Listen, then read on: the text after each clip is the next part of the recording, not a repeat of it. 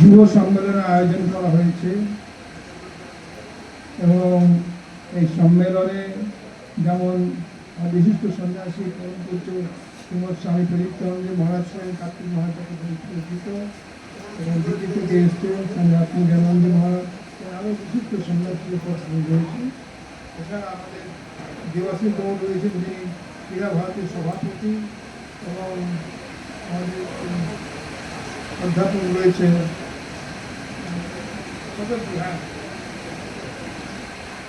শতদ্রু পালবাগ মহাশয়। তো অনেকে আমাকে প্রশ্ন করছিল, স্বামীজি ভারত সেবাশ্রম সঙ্গে আজকে আসার সময় কথা বলছেন যে স্বামীজিরা যুব সম্মেলন কেন আয়োজন করবেন, যুবকদের সঙ্গে কী সম্পর্ক, তাদের সঙ্গে ধর্ম সম্মেলন করবেন, তো যুব সম্মেলন করছেন কেন আপনারা? কারণ চলো ওখানে সিংহাসনে বসবে, ছেলে বসে আছে কিনা। তো ভারত সেবাশ্রম সংঘের বরেণ্য প্রতিষ্ঠাতা যুগাচার্য শ্রীমৎ স্বামী প্রণবানন্দজি মহারাজ, তিনি সাক্ষাৎ শিবের অবতার, কঠোর তপস্যা করেছেন এবং বাল্যাবস্থা থেকেই তিনি কঠোর যোগী তপস্যাধনা আমরা শুনেছি, জানি অনেকে, এবং আমরা অনেকে জানি যে মাত্র 20 বছরেই সিদ্ধি লাভ করেছে। এই ঘোর কলিকালে, কলিযুগে আমাকে অনেকে বলেছে, বড় বড় পণ্ডিতরা, যে বিশেষ করে প্রয়াগ ধামে গিয়েছিলাম, বলছে যে স্বামী প্রণবানন্দ মহারাজ বলেছেন যে 20 বছরে সিদ্ধি লাভ করেছেন, এ কি হয়, ঘোর কলিকালে কি সম্ভব 20 বছরের সিদ্ধি লাভ করা? তিনি হচ্ছেন স্বামী প্রণবানন্দ। তো তিনি যখন স্কুলে ছাত্র ছিলেন তখন বসে থাকতেন এবং তাকে হেডমাস্টার মশাই ডেকে বলছেন যে দেখো, ওর নাম ছিল বিনোদ, বিনোদ তুমি ছাত্র যেহেতু রয়েছ, কিন্তু তোমার পড়াশোনা ভালোভাবে পাস করে যাচ্ছ, কিন্তু আমি দেখছি তুমি জানলার দিকে তাকিয়ে বসে থাকো, এ কী ব্যাপার, আমাকে জানো কি ব্যাপার, কি ভালো লাগছে না তোমার? তো বলে, মাস্টারমশাই আমি খুব গভীর দুঃখের সঙ্গে বলছি যে আমি দেশের যুবকদের কথা চিন্তা করছি। আজ থেকে 120 বছর আগেকার কথা, তখন ঘোর পরাধীন ভারতবর্ষ, অন্ধকারময় ভারতবর্ষ, 1000 বছরের পরাধীন ভারতবর্ষ, যেখানে আমাদের শিক্ষা, সভ্যতা, সংস্কৃতি এবং যুবকদের উত্থানের সমস্ত চিন্তাধারা কোথাও ছিল না, এবং যুবকরা অন্ধকারেই হাত রাখত। সেই সময় গুরু মহারাজ বলছেন, দেখুন আমি এই যুবকদের কথা চিন্তা করছি, এই যুবকরা যারা, তারা যুবক, তাদের কত উদ্দীপনা রয়েছে, কত নতুন উদ্ভাবনা রয়েছে, যাতে শক্তি রয়েছে, তার কোনো প্রকাশ বিকাশের ব্যবস্থা নেই। আমি শুধু ওই, আমরা যেহেতু ব্রিটিশরা আমাদের কদিন ছিলাম, আমাদের চাকর বানিয়ে রাখা হয়েছিল, ভালো চাকরি করবে, এখন পর্যন্ত সেই ব্রিটিশ টুপি পরে আছি আমরা, যে বাবা মা বলছে বাবা ভালো করে পড়াশোনা করো, ভালো চাকরি পাবো, মানে আমরা লোকের চাকর হবো, এটাই ব্রিটিশ শিখিয়ে গেছে। তখন তো আরও ঘোর কলিকাল, মানে ঘোর খারাপ অন্ধকার ভারতবর্ষ, এবং আমরা এখন তো স্বাধীন ভারতের নাগরিক, আমরা 75 বছর হয়েছে স্বাধীনতা পেয়েছি, কিন্তু এখনও সেই ব্রিটিশরা যা বলে গেছে চাকর বানিয়ে রেখে দিয়েছে। আমাদের ধ্যেয় হচ্ছে চাকরি পাওয়া, কোনো রকমের চাকরি পাওয়া। তো সেইটাই গুরু মহারাজ বললেন যে মহারাজ, মাস্টারমশাই আমি চিন্তা করছি এই ছেলেরা এবং অন্ধকারে পড়ে আছে, এদের নতুন প্রেরণা দিতে হবে, নতুন শক্তি যোগাতে হবে। তখন ভারতবর্ষ 1000 বছর পরাধীন ভারতবর্ষ। তো উনি শুনে অবাক হয়ে গেলেন যে একটা তখনকার দিনে হেডমাস্টার, এম এ পাস করা হেডমাস্টারমশাই, আর দেখছেন যে স্কুলের ছাত্র আমাকে এতগুলো জ্ঞান দিচ্ছে। তারপরে যখন স্কুল আমার পরীক্ষা হয়ে গেল, তাকে বলেন চলো তোমাকে আমি নিয়ে যাচ্ছি গোরক্ষপুরে। তো সেখানে খুব বড়, তিনি এত বড় চিন্তাশীল ছেলে, চলো। সুদূর বাংলা থেকে গোরক্ষপুরে নিয়ে গেছেন।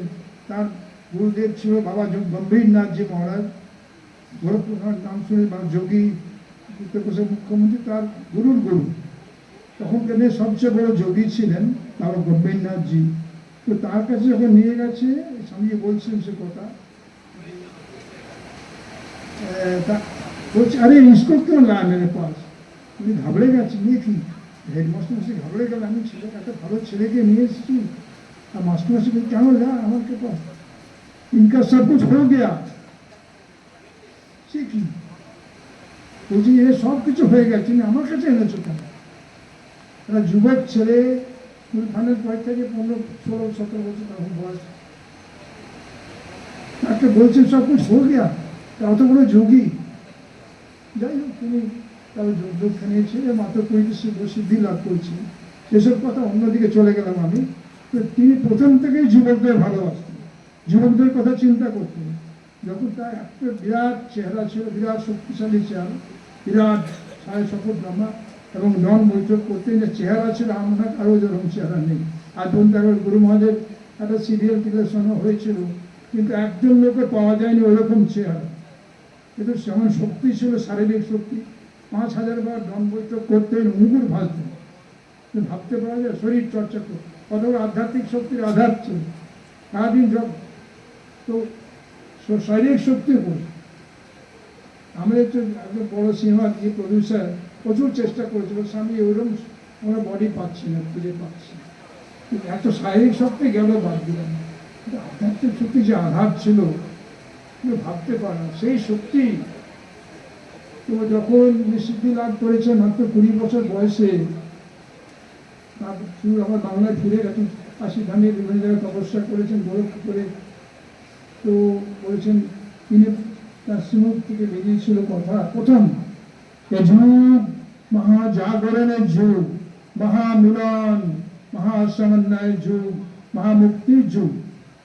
তো সকলে বলছে, কি বলছো তুমি, মহাজাগরণ কি নামে, ব্যাপারটা কি? বলে আমি দেশের মধ্যে জাগরণ নিয়ে আসবো, আমি ভারতবর্ষকে স্বাধীন করবো। সে কি? এটা 1916 সালের কথা। তো তখন অনেকেই জানো, ভারতবর্ষ ইতিহাস খানিকটা জানো, যে ব্রিটিশ ফার্স্ট ওয়ার্ল্ড ওয়ার হয়েছিল কোন সালে, কেউ বলতে পারবে? 1914 সালে। 14 সালের পরে 2 বছর পরে তার লোকে বলা হতো যে ব্রিটিশ রাজত্বের সূর্যাস্ত হয় না। তখনকার দিনে স্বামী প্রণবানন্দজি বলছেন যে আমি দেশকে স্বাধীন করবো। লোকে বল, যারা স্বাধীন তুমি জঙ্গলে চলে যাও, এসব পাগলামি করো না, তোমাকে কথা কে শুনবে? তুমি যুবক ছোকরা, 20 বছর বয়স, এখন তো 20 বছর সকলেই জ্ঞান হয়ে গেছে। তিনি জ্ঞানে সিদ্ধ হয়ে গেছেন, সিদ্ধি লাভ করেছেন। তিনি বলছেন যে ভারতবর্ষকে আমি স্বাধীন করবো, মহাজাগরণ নিয়ে আসবো, মহামিলন নিয়ে আসবো, মহাসমন্বয় নিয়ে আসবো। কি বলছেন? তখনকার দিনে যে বিধর্মীরা আমাদের বছরে এখানে প্রায় 1000 বছর স্বাধীন শাসন করেছে, আমাদের শিক্ষা, সভ্যতা, সংস্কৃতি, ধর্ম সমস্ত নষ্ট করে বিকৃত করে দিয়েছে। তোমার জল চলে না, তুমি নাথো, তুমি মুচি, তুমি বন, এ কি? মানুষকে ঘৃণা করছে। তুমি ছিল নাকি? মহামিলন চাই, সাই প্রণবানন্দজি বলছিল। তো তারপরে উনি বললেন যে না, আমি দেশকে যেভাবে স্বাধীন করতেই হবে, এটা আমার সংকল্প। তুমি কি করে করবে তুমি? তখনকার তখন একটু একটা সুযোগ ছিল, আসলে সুযোগ না, একটা আমার দুর্যোগও ছিল যে ভারতবর্ষের বুকেতে বীর সন্ন্যাসী স্বামী বিবেকানন্দ মাত্র 32 বছর বয়সে 1902 সালে চলে গেছে। তারপরে ক্ষুদিরামের ফাঁসি হয়ে গেছে।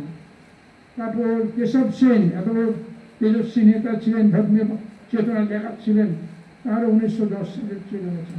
কেউ এগিয়ে যাওয়ার, অনুপ্রাণিত করার, শক্তি দেওয়ার, যুবকদের অনুপ্রাণিত এগিয়ে নিয়ে যাওয়ার জন্য কেউ ছিল না।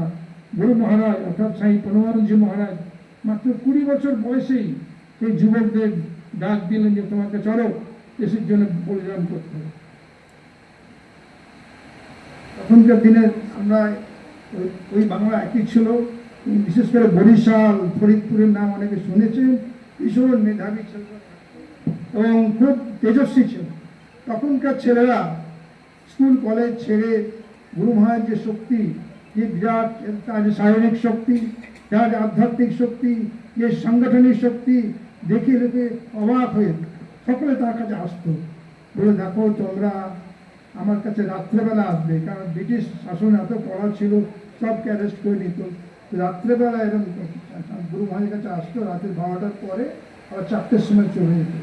তো 1-2 মাস পরে, 2 মাস পরে দেখা যাচ্ছে যে বিরাট আন্দোলন চলছে, ব্রিটিশ ঘাবড়ে গেছে, কি কোথা থেকে আন্দোলন হচ্ছে। কে করাচ্ছে বুঝতেই পারছেন। তারপর ওখানে চৌকিদার অবশ্য ধরিয়ে দিল যে এই সাধু ওর কাছে আসছে, গুরু মহারাজকে দুবার জেলে নিয়ে গেল, কিন্তু তিনি দমে যাননি। এই যুবকদের নিয়ে তারা বলেছেন, আমি সৎ এবং চরিত্রবান যুবক চাই, সততা চাই, চরিত্রবত্তা চাই। এই বল না হলে আগেকার দিনের প্রতি অনেকে ইতিহাস জানেন কিংবা জানেন না, তখনকার দিনে যারা বিপ্লবী ছিলেন প্রত্যেকের হাতে গীতা থাকতো। গীতা, এই গীতা উদ্বুদ্ধ করছে দেশকে, মানুষকে উদ্বুদ্ধ করছে, যুবককে উদ্বুদ্ধ করছে, দেশপ্রেম, উজ্জ্বল দেশপ্রেম নিয়ে এসেছিল।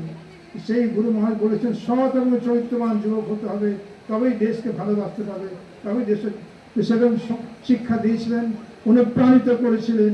এবং কিভাবে তখনকার দিনে ব্রিটিশের বিরুদ্ধে চক্রান্ত মানে যা আন্দোলন গুরু মহারাজ সেই যুবকদের নিয়ে করেছে, যার জন্য তাকে দুবার জেলেও যেতে হয়েছিল। এইরকম ভাবে যুবকদের নিয়ে তিনি প্রথম সেই যুবক আন্দোলন শুরু করলেন, সারা ভারতবর্ষে ছড়িয়ে পড়েছিল। সেই যুবকদের নিয়ে বিপ্লবী দল গঠন করেছেন।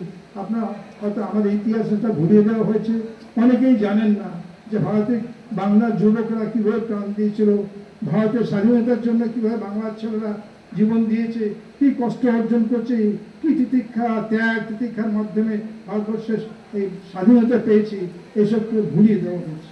আমাদের বলা হয়েছে মহাত্মা গান্ধীজি অহিংসা আন্দোলনের জন্য ভারত স্বাধীন হয়েছে, এটি বইতে পড়ানো হয়, আমার ইতিহাস কেউ জানে না।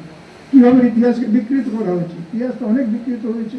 আপনারা জানেন নেতাজি সুভাষচন্দ্র বসু, বাংলার যে বীর, বাংলার গৌরব, তাকে কীভাবে ভুলিয়ে দেওয়া হলো, তাকে শেষ করে দেওয়া হলো। তিনি ভারতবর্ষে ব্রিটিশকে শরীরে ঢুকে পড়েছিলেন, জয় এনে এসে গেছিলেন। এইভাবে স্বামী পূর্ণমোহন মহারাজ যুবকদের নিয়ে প্রথমেই এই আন্দোলন শুরু করেছেন, সারা ভারতবর্ষ ছড়িয়ে গেল। তখন অনেক গুরু মহারাজ যারা কিংবা রাজনৈতিক নেতা যারা ছিলেন বলে, মহারাজজি আপনাকে বারবার বিরক্ত করছে পুলিশে, আপনি দূরে সরে থাকুন, ছেলেদের তৈরি করে দিন, ছেলেদের চরিত্র গঠন করে দিন, আমরা তাদেরকে নিয়ে কাজে লাগাবো, দেশের জন্য চেষ্টা করব, আমরা উদ্বুদ্ধ করবো দেশের জন্য, তাদের আমরা লড়াই করবো দেন। তারপরে এমনকি তারপরেও গুরু মহারাজ এই যুবকদের নিয়ে যে আন্দোলন শুরু করেছেন, তারপর পদক্ষেপ হয়েছিল যে 1920 সালে বিরাট সুন্দরবনে সুন্দরবনে কি হয়েছিল না, ওই খরা হয়ে গেছিল, কি বলো ওটাকে, দুর্ভিক্ষ, দুর্ভিক্ষ হয়েছিল। তো গুরু মহারাজ বললেন কি সুন্দরবনে সঙ্গে সঙ্গে চলে, তার সঙ্গে সঙ্গে 50 জন ছেলে চলে গেছে, চলুন মহারাজ আমরা আছি। তারা মুষ্টি ভিক্ষা আদায় করে গুরু মহারাজকে ঘরে ঘরে বসে এই যে সমস্ত প্রতিটি মানুষকে তিনি সমস্ত জায়গায় ঘরে ঘরে গ্রামে ঘুরে ঘুরে, তোমাদের মধ্যে 16 বছর 17 বছর 18 বছর 20 বছর ছেলেরা গুরু মহারাজের সঙ্গে 50 জন ছেলে গিয়েছে, দিনের পর দিন চাঁদা আদায় করছে, বক্স কালেকশন করছে, নদীমার থেকে তো জাহাজে কালেকশন করতো এবং ঘরে ঘরে গিয়ে চাল ধান চাল আদায় করে খাওয়ানো হয়েছিল। তার 7 দিন পরে ডক্টর প্রফুল্লচন্দ্র রায়, নাম শুনেছ বোধ হয়, কত বড় বৈজ্ঞানিক ছিলেন, যারা সায়েন্স পড়ে, এমএসসি কেমিস্ট্রি পড়ে, প্রফুল্লচন্দ্র রায় নাম শুনেছ, এত বড় কেমিস্ট ছিলেন, বৈজ্ঞানিক ছিলেন এবং কলকাতা বিশ্ববিদ্যালয়ে এত বড় অধ্যাপক ছিলেন। তিনি খুব বড় সমাজসেবী ছিলেন এবং একদম সিম্পলভাবে থাকতেন। তারা কোনো ছবিতে প্যান্ট পরা ছবি পাওয়া যায়, সবই ধুতি করে আর হাতের মধ্যে হয়। তো তিনি ওখানে চলে গেছেন, ক্যালকাটা ইউনিভার্সিটির ছাত্র ছেলেদের মেয়েদের নিয়ে চলে গেছেন। ওখানে গিয়ে দেখেন যে আরে কে সেবা করছে, কি কে আমার এই সুন্দরবনে যেখানে ড্যাঙ্গায় বা জলে কুমির, কে এসছে? বলছি ইনি হচ্ছেন বিনোদ সাধু, পরে যিনি তাই পরমহংস। সে কি এখানে কি করে এলো? তাই তার কাছে গিয়ে দেখেন যে এরকম সব ছেলেরা তাকে যোগ রয়েছে। বলে মহারাজ আমি তো কলকাতা বিশ্ববিদ্যালয় থেকে এসেছি এখানে সেবা করার জন্য, এই শুধু সুন্দরবনের গ্রামের মধ্যে, আর আপনি বলে আমার এই ছেলেরা এত ছেলে আপনার কাছে? অবাক হয়ে গেছে। বলে নেই 50-60 জন আছে, আরো আমরা আদায় করছি। এটা কি করে পেলেন আপনি? অবাক কাণ্ড। প্রফুল্লচন্দ্র রায় অবাক হয়ে গেছে। তো বলছে এইসব আমি দেখছি সকাল সকাল থেকে নিয়ে সন্ধ্যে পর্যন্ত ছেলেরা গ্রামে গ্রামে ঘুরছে, খাবার দিচ্ছে, হোমিওপ্যাথি ওষুধ দিচ্ছে। তিনি বলে মহারাজ আমি যে টাকা এসব বলা উচিত না। বললেন যে আমি যে টাকা নিয়ে এসেছি, অর্ধেক টাকা আমার ছেলেদের মেনটেন করতে খরচা হয়ে যাচ্ছে, আর আপনি তো 2% খরচা হচ্ছে না, আমি সমস্ত টাকা আপনাকে দিয়ে যাচ্ছি। তখন অবাক, সেই রকম যুবক ছেলেরা তখনকার দিনে গুরু মহারাজের সাথী ছিল, সেবা কাজে নেমেছে। সেই সেই ইয়ে ধারা সেই এখনো পর্যন্ত প্রচলিত রয়েছে। যে কোনো জায়গায় ভারতবর্ষে যেখানে বন্যা হচ্ছে, যেখানে দুর্ভিক্ষ হচ্ছে, যেখানে ন্যাশনাল ক্যালামিটিস হচ্ছে, সেখানে ভারত সেবাশ্রমের সঙ্গে পৌঁছে যাচ্ছে। এবং এই তোমাদের যুবক ছেলে আমাদের সঙ্গে থাকে এখনো। যুবক এই গঙ্গাসাগর মেলার নাম শুনেছে, অনেকে যায় আছে। গঙ্গাসাগর মেলা প্রায় 1500 যুবক ছেলে যায়। কেউ বলতে পারে না বয়স্ক লোক অন্য অন্য জায়গাতে, সমস্ত যুবক ছেলেরা আমাদের সঙ্গে যায় প্রতি বছর গঙ্গাসাগর মেলাতে। কি কষ্ট করে সেবা কার্য করে, কোনো 10 দিন 10 দিন। তো এখনো সেই যুবকেরাই গুরু মহারাজের সঙ্গে রয়েছে। এই যুবক ধারা, তিনি বলছেন যে এই যুবকেরই আমার প্রাণাধিক প্রিয়। এবং তারপর তিনি যখন প্রথম মানে আরো ছোট্ট আশ্রম ছিল, গ্রাম থেকে শুরু করেছে, তার পেছনে কোনো বড় অর্থশালী কেউ টাকা দেয়নি, গ্রামে ভিক্ষা করে করে করেছিলেন। প্রথমেই 4-5 জন আশাশুনি, মাদারীপুর, খুলনা আর বিভিন্ন জায়গায় ছাত্রাবাস করেছে। অর্থাৎ গরিব ছাত্ররা আমার এখানে থাকবে, পড়াশোনা করবে, শিখবে, এবং তারা সৎ এবং চরিত্রবান হবে, তাদের মধ্যে শিক্ষা দেওয়া হবে এবং তাদেরকে তৈরি করবে।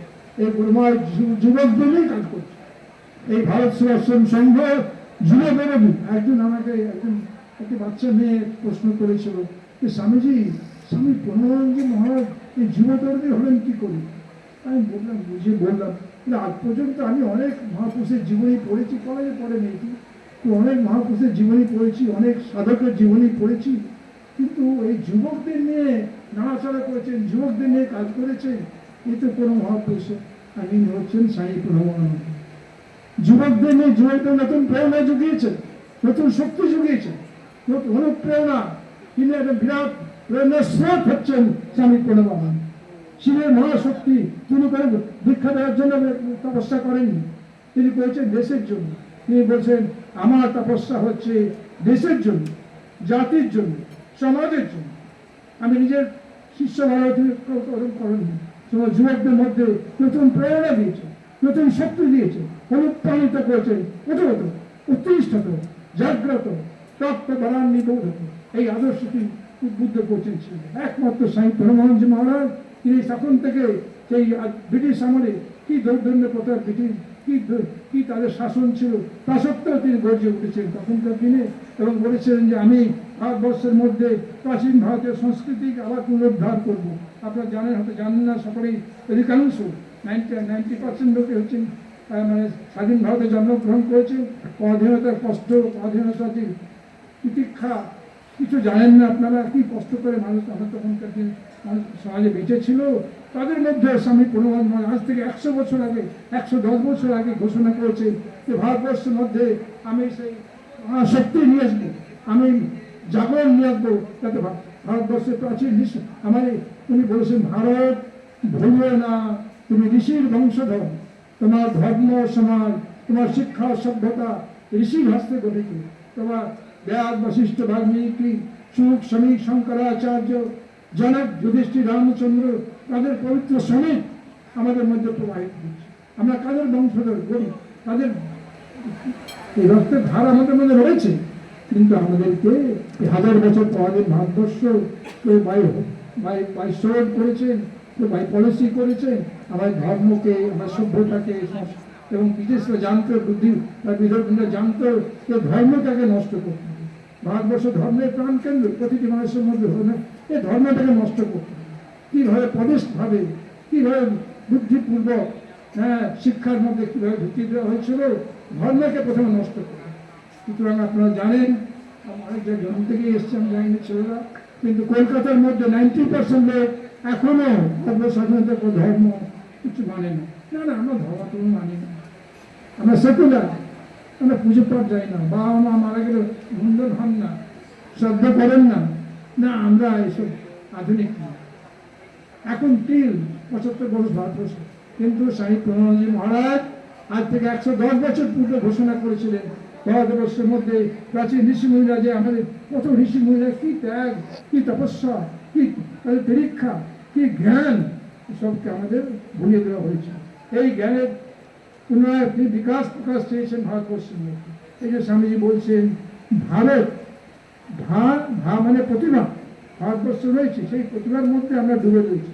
আমাদের অনন্ত শক্তি রয়েছে, অনন্ত প্রতিভা আমাদের মধ্যে লুক্কায়িত রয়েছে, তাকে এগিয়ে নিতে হবে, তাকে উদ্বুদ্ধ করতে হবে। ইনি হচ্ছেন সাইকেল, উনি নতুন যে ফোর্স, তার দিকে এত ভক্তি রয়েছে। তিনি কোনো বলেন আমাকে দীক্ষা নাও, তোমার কর্মশক্তি জাগিয়ে দিতে হবে, উদ্বুদ্ধ করতে হবে। দেশের উজ্জ্বল সৎ এবং চরিত্রবান যুবক হতে হবে, উজ্জ্বল দেশপ্রেম চাই, দেশকে ভালোবাসতে হবে। দেখো বিদেশিরা, আমি বিদেশে অনেককে অনুকরণ করি, তারা প্রতিটা বিদেশি মানুষ কীভাবে দেশপ্রেম রয়েছে, কিন্তু আমরা এখন সব ভুলে গেছি, দেশকেই ভুলে গেছি।